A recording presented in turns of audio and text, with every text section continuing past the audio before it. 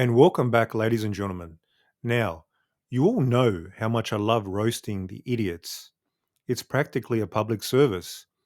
But today, we're not roasting, we're educating. Because every now and then, it's worth putting the flamethrower down and picking up the chalkboard. We don't always need to roast the idiots. Sometimes we can educate them. Today, it's time to bust a popular narrative that exists in the boxing world. The idea that Canelo fought Bivol because he was chasing greatness. This has been the general consensus for years. Time for a reality check. That's a load of crap. A lie, a charade. He wasn't chasing greatness. He was chasing a duck. And I'm going to prove that beyond any reasonable doubt, even to the somewhat mentally challenged boxing fans of the world, commonly known as Canelo fanboys. The reality of the situation is that Bivol was a cherry pick. That's right, a stone cold cherry pick. Now, that might sound shocking to some people. How can someone as good as Bivol be a cherry pick? Simple. You're just not thinking it through properly. Now, a cherry pick doesn't mean the opponent is bad. It just means it was the safest option available relative to the other options. If the options were Belanga or Bivol, then no, Bivol wouldn't be a cherry pick. But if the options were Benavidez or Bivol, then yes, Bivol absolutely qualifies as a cherry pick. Some might argue, but Bivol is better than Benavidez. How could he be the cherry pick? Here's the thing. It doesn't matter who actually was better. All that matters is who Canelo thought was better. The intent behind the decision is what matters, not the result. Bivol may have been the best fighter in the world and could still be a cherry pick if he was underestimated. But Bivol is an amazing fighter, I hear you say. Look at what he did to Canelo. Sure, but that's revisionism. You're judging Bivol based on what happened after the fight. To understand why this was a cherry pick, you have to evaluate how Bivol was viewed before the fight by Canelo and the broader boxing world. Let's take a look at how Bivol was perceived before the Canelo fight, because that's actually what matters. At the time, Bivol was 19-0 with 11 knockouts. He hadn't stopped an opponent in over 6 fights. He wasn't seen as a puncher, and he wasn't known for killer instinct, and had been relatively inactive, just 2 fights in 2 years. And those 2 wins in 2021? Far from impressive. One was a narrow decision against Craig Richards, a solid but domestic level UK fighter. 115-113 on 2 scorecards. The other was a dull, methodical win over Umar Salamov that nobody was talking about. Those weren't signature wins. The reality is, those were very mediocre performances, and Bivol, as a fighter, looked mediocre. He wasn't feared, he wasn't hyped, and he wasn't hot. He was seen as a quiet, low output technician with good fundamentals, no momentum, no fan base, and no real promotional machine behind him. Still not convinced? Let's look at the actual numbers. 14 out of 14 trainers and fighters from the Mayweather gym picked Canelo. 20 out of 20 Ring Magazine experts picked Canelo. Almost every fighter interviewed picked Canelo. Bivol was a 4-1 underdog. Since when does anybody go for greatness against a 4-1 underdog? Has anybody ever heard that before in their history of boxing? And even Eddie Hearn, Canelo's own promoter, admitted after the fight they had underestimated Bivol. In his last 2 fights, there's nothing that showed he could do that. So if everyone else thought Bivol was a formality, why wouldn't Canelo? The evidence is clear. Canelo chose Bivol because he thought he was the safest option. Now let's talk about Benavidez. From the beginning of his pro career, Benavidez was a wrecking ball. He became the youngest world champion in a division's history and built a reputation as one of the most dangerous fighters in the sport, punishing anyone who stepped in the ring with him. In 2021, he delivered 2 more brutal beatings. Compare that to Bivol's 6 straight decision wins. The contrast was clear. One was a dangerous KO machine. The other, a decision machine. Benavidez was a big, young, fast, vicious, high volume KO threat. Bivol, in contrast, was a quiet, passive, European technician. As you can see, all the evidence pointed to Benavidez being the more dangerous opponent, which shows why the idea that Canelo chose Bivol for the greater challenge does not hold up to scrutiny. It showed that fighting Benavidez meant a guaranteed war, while with Bivol, a guaranteed sparring match. Now, let's pretend for a moment that Canelo did think Bivol was a bigger challenge. He still had to know the fight had zero hype.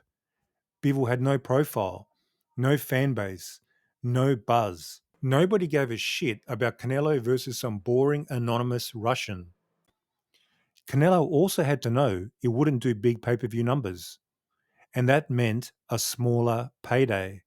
So why the hell would Canelo take a risky fight with no demand and less financial reward?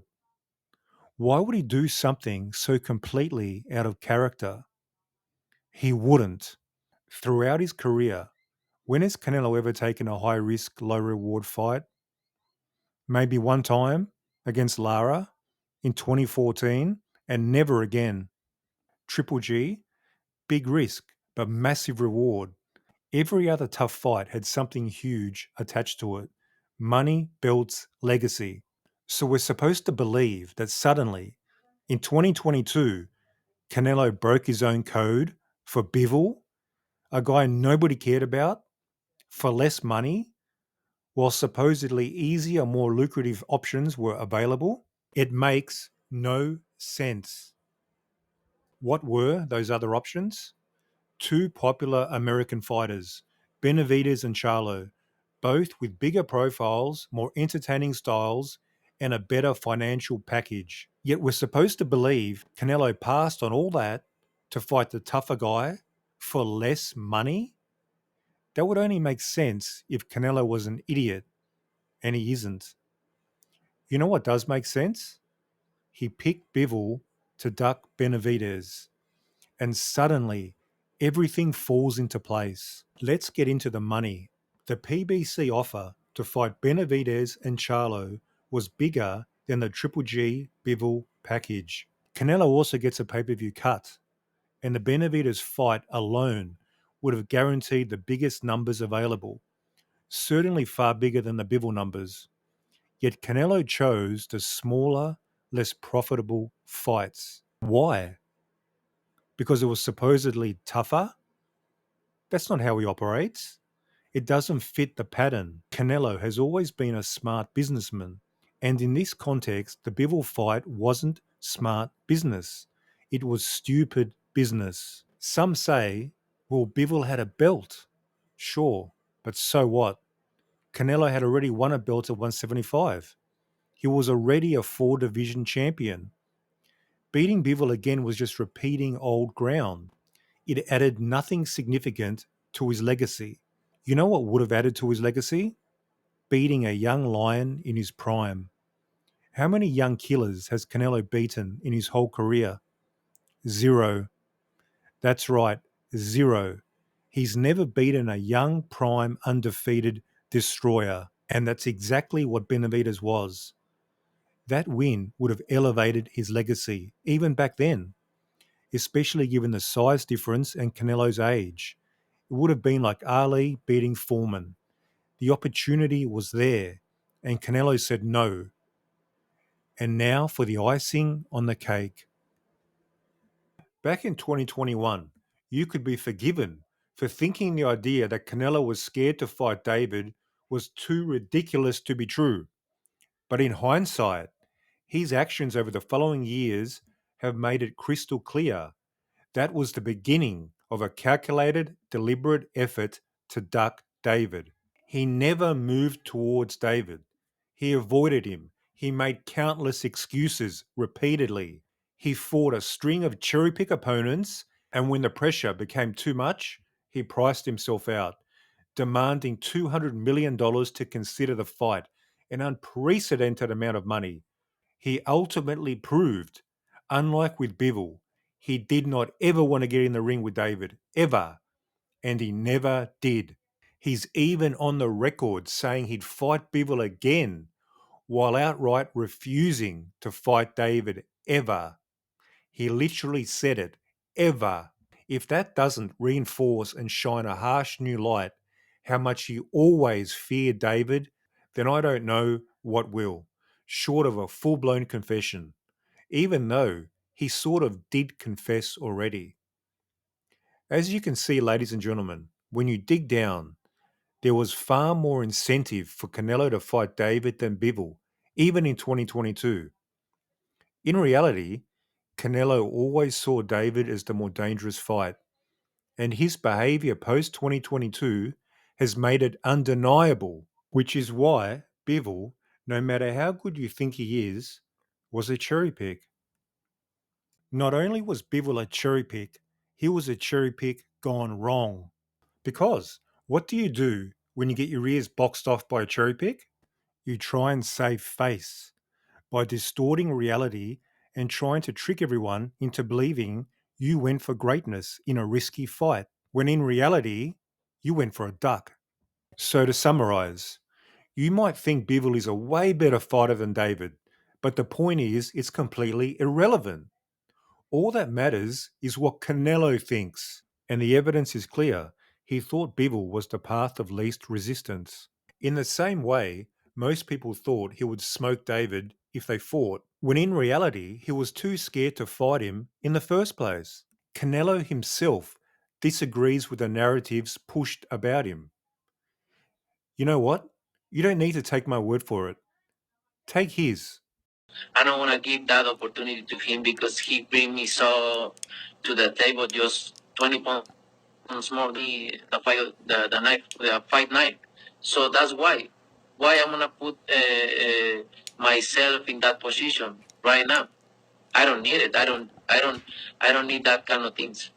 Okay, I know we got to wrap it up in a minute, but there are people that will say, well, Canelo, he fought at light heavyweight. Those are big guys also. I know there's been conversation about maybe another light heavyweight fight. So is David sort of just that size guy? Yeah, but they are fighters you can give how do you say Advantage? advantages. Yeah. So just to be clear, Canelo's saying he thought he could give Bivol the weight advantage, but not Benavidez. Translation? He thought Benavidez was too good to give that weight advantage to. He basically confessed right there he views David as better than Bivol. Ladies and gentlemen, that's game, set, and match. Narrative busted. Oh, and one more thing. Canelo's a massive bitch, just like his fans. See you next time.